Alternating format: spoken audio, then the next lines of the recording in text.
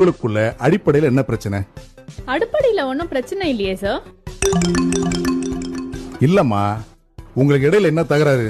எங்க கடையில எதுவும் தகராறு இல்லீங்களே.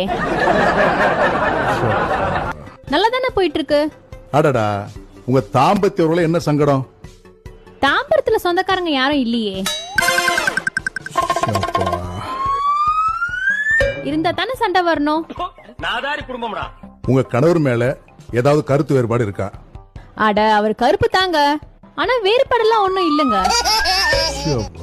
கடவுளே, நீ சாமிடா. இத வச்சு சமாளிக்கிறதுக்குள்ள செக்கு எடுத்துட்டு போயிடலாம். உங்க வீட்டுக்காரோட என்னமா சண்டை? வீட்டுக்காரோட என்னங்க சண்டை? 1ஆம் தேதி ஆனா வாடகை வந்து வாங்கிட்டு போயிடுவாரு. அவரு சந்தோஷமா தான் போவாரு.